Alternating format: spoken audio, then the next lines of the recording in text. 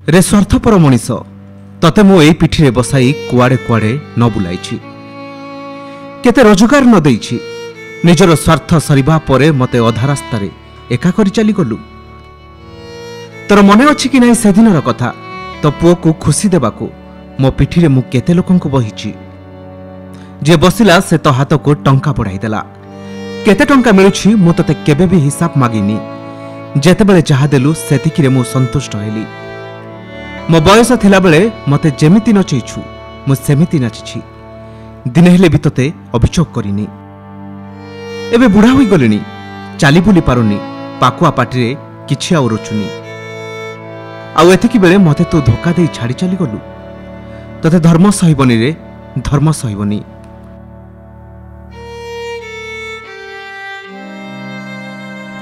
दर्शक बंधु आज जदि ए ऑटोटी कथा कहि पारुथांता ठीक से एमिति ता मालिक को कहि थांता जे जिए कि आज से बुढ़ा हैला बोली ताको अधा रास्ता रे छाड़ी कुआडे चाली गला ता मालिक। दिने से मालिकर भात हांडी थिला मालिक को पिठी रे बसाई माइल माइल बाट चलुथला जिला परे जिला राज्य परे राज्य बुलुथला।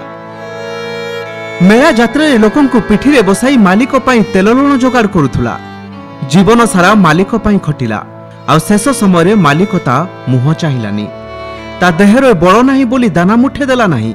आज से बुढ़ा हैला ताको रास्ता रे छाड़ी देला मालिक। 3 दिन हैला रास्ता कड़े पड़ी मालिक को खोजुथला ऑटोटी पेट को ठीक से दाना मध्य नेउनी कहिबार आ क्षमता नाही हेले आखिरु बही आसुथुबा 2 टोपा लुह ता मनर वेदना को स्पष्ट करुछि। से मने मने ता मालिक को खोजुछि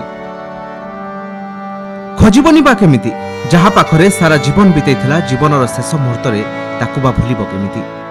शुक्रवार राति ठारू जाजपुर जिला पानीकोइली थाना सती निकट 16 नंबर जातीय राजपथ कड़े ए ऑटोटी पड़ी रही। ऑटोटीर बयस मात्र 40 रु 50 वर्ष हेब। जराजीर्ण शरीर को लोम सबू उपुड़ी पड़िलानी पिठी रे एते बड़ क्षत छिड़ा हेबाकू बल भी पाउनी। ऑटोटी को जियो देखुची आहा पदे कही चली जाउची।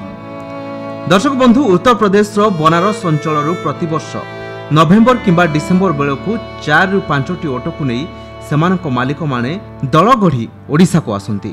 बालेश्वर भद्रक जाजपुर ढेंकानाल कटक आदि जिले में होता मेला यात्रा रे सेमाने ऑटोरे लोकन को बसाई 2 पैसा रोजगार करती। मेला सरिले सेमाने निकटवर्ती अंचल रे थिबा किछि ग्राम रे बुली धान चाउल आदाय करती। जून शेष बेलू मेला शेष पर सेमाने पुणी निज राज्य को फेरी जाती। किछि दिन तले जाजपुर जिलार कोरेई रसुलपुर धर्मशाला बड़चण आदि अंचल रे किछि ऑटो गाँ गाँ रे बुली धान चाउल आदाय करुवा देखा मिलता। ए ऑटोटी सही ऑटो मध्यरु गोटिए होइथाई पारे बोली अनुमान करा जाउछि। यह उत्तर प्रदेश रु आसीथिबा बेले बयसाधिक जुगु चालिबाकू अक्षम होई पड़िछि आउ एई ऑटो को मालिक निज राज्य को फेराई नेबा संभवपर नथिला। एणु से विलंबित राति रे जातीय राजपथ कड़े छाड़ी देई चली जाइथिबा एबे कुहा जाउछि। Bureau report Kalinga today live.